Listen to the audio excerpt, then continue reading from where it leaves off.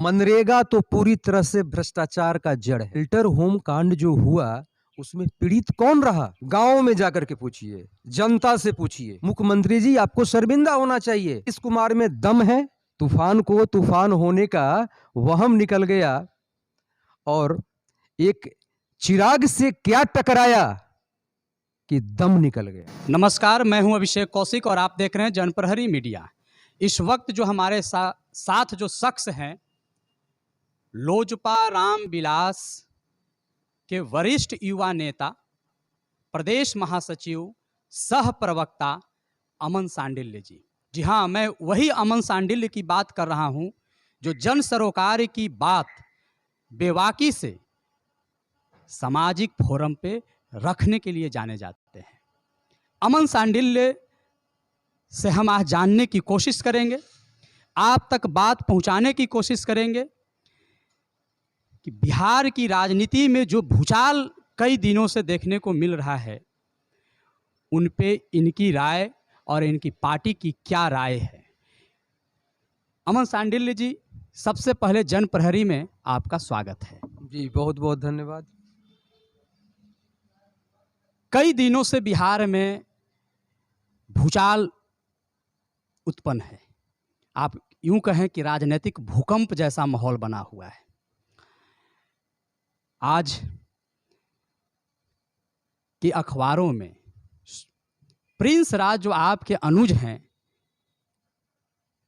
उन्होंने कहा कि चिराग पासवान, उनके बड़े भैया, ये सब नौटंकी कर रहे हैं अपनी टीआरपी के लिए, अपनी जनप्रियता के लिए, सहानुभूति के लिए। अंबेडकर की मूर्ति को बाहर खुद फेंकवाते हैं, अपने सामान को फेंकवाते हैं। ये सब बिल्कुल बेकार की बातें हो रही है। आप अपने अनुज को क्या कहना चाहिएगा? देखिए, मैं माननीय प्रिंस राज जी को ये सलाह देना चाहूँगा कि पहले इतने स्वार्थी न बने कि स्वार्थ में अंधे होकर चंद कुछ राजनैतिक लाभों के लिए, सत्ता सुख के लिए अपने उस भगवान को अपमानित करें जिनके चलते उनका आज वजूद है। उस राम की तरह अपने भाई को अपमानित करें जिस भाई ने उनकी उंगली पकड़ करके उनको राजनीति में लाया और उन्हें चलना सिखाया, राजनीति करना सिखाया। ये तो बेहद शर्मनाक है। ऐसे शर्मनाक बयान देते समय उनको लज्जा आनी चाहिए। एक तरफ उनके पिता की तस्वीरों को रोड पर फेंक दिया गया, बाबा साहब के मूर्ति को रोड पर फेंक दिया गया। उसके लिए वो जो फेंकने वाले हैं उन पर वो कुछ नहीं बोल रहे हैं और उस व्यक्ति पर आरोप लगा रहे हैं, उस राम की तरह जो उनका बड़ा भाई है उस पर आरोप लगा रहे हैं। आपका भी आरोप रहा है कि ये सब नीतीश कुमार और चाचा पशुपति पारस के इशारे पर हुआ है। दूसरी तरफ जेडीयू के प्रवक्ता कहते हैं कि इतने नीचा सोच के हमारे मुख्यमंत्री नहीं हैं कि ये सब काम करेंगे। अगर मुख्यमंत्री नीतीश कुमार जी इसमें इन्वॉल्व नहीं है और पशुपति पारस जी, चाचा जी इन्वॉल्व नहीं है या प्रिंस राज जी इन्वॉल्व नहीं है, तो इनको तो उस समय इस घटना की भर्त्सना करनी चाहिए थी। अगर नीतीश कुमार में दम है, अगर पशुपति पारस में दम है तो जांच कराएं। वहां सीसीटीवी फुटेज लगा हुआ है। अगर प्रिंस राज में औकात है, मैं चैलेंज कर रहा हूं प्रिंस राज को कि प्रिंस राज ने आरोप लगाने से पहले सोचा, वहां भी सीसीटीवी कैमरा लगा हुआ है और वहां जांच कराएं कि सीसीटीवी कैमरा में माननीय चिराग पासवान ने मूर्ति को फेंकवाया है कि उनके अधिकारियों ने फेंकवाया है।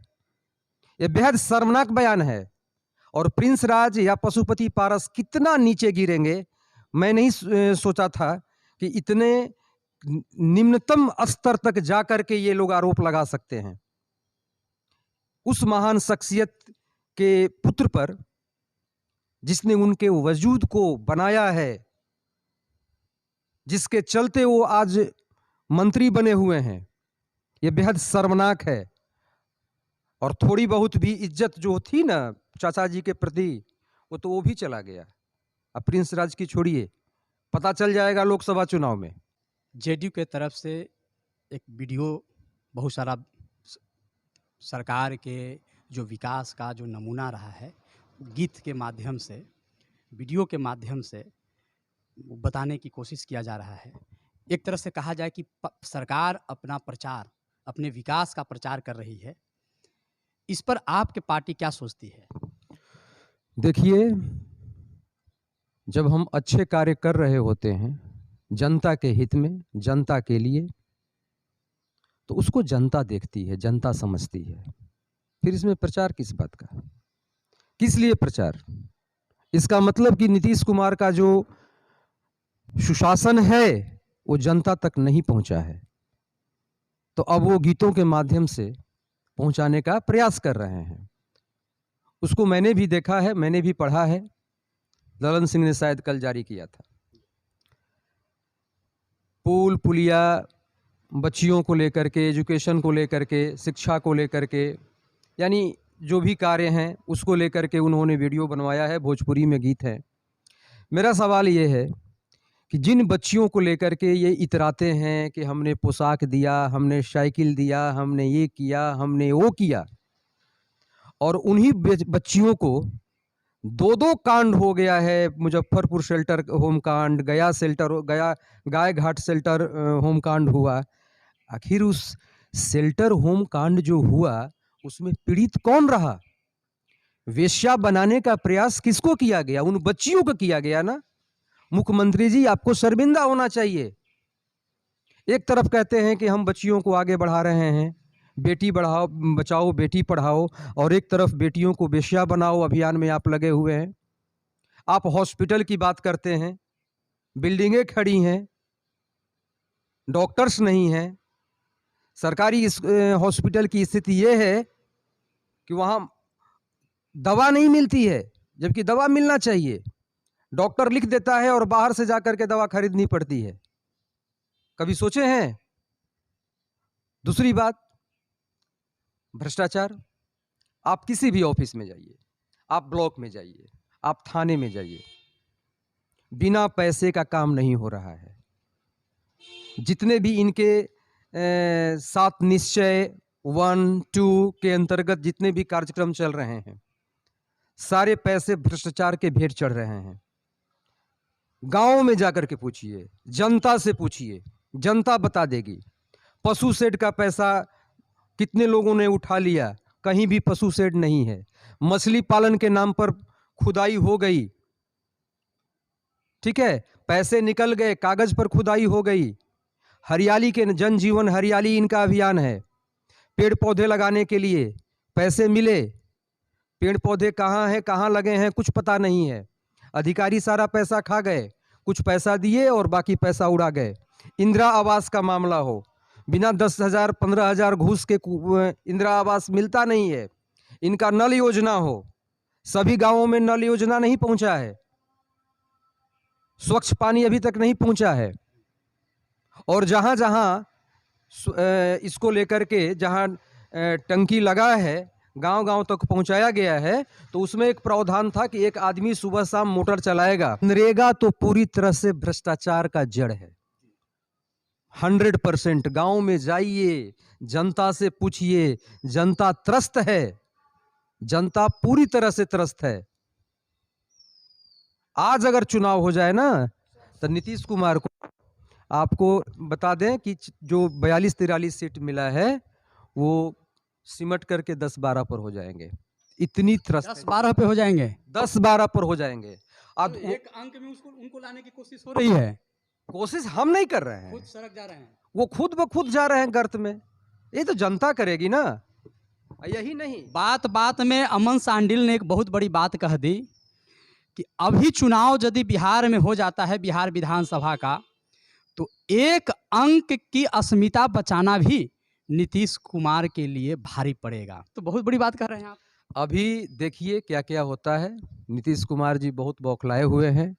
बहुत ही बौखलाए हुए हैं। जेडीयू की तरफ से तो ये बातें आ रही है कि ये चिराग जो है अब तो कहीं के नहीं रहे। इसके पहले उनकी पार्टी का बंगला छीना गया पारस जी के साथ। अब तो जिस बंगले में बिलास जी रहते थे, चिराग जी रहते थे, उस बंगले को भी छीन लिया गया। दूसरी तरफ आप कह रहे हैं कि हम एक अंक पर उनको सिमट देंगे और वो खुद सिमट भी जाएंगे। तो ये तो बहुत बड़ी भविष्यवाणी कर रहे हैं। जोशी हैं क्या आप? नहीं, ज्योतिषी की बात नहीं है, ये सच्चाई है। और आने वाले समय में नीतीश कुमार की जो दुर्गति होने वाली है, वो आप देखिएगा, सारा बिहार देखेगा, बिहार की सारी जनता देखेगी।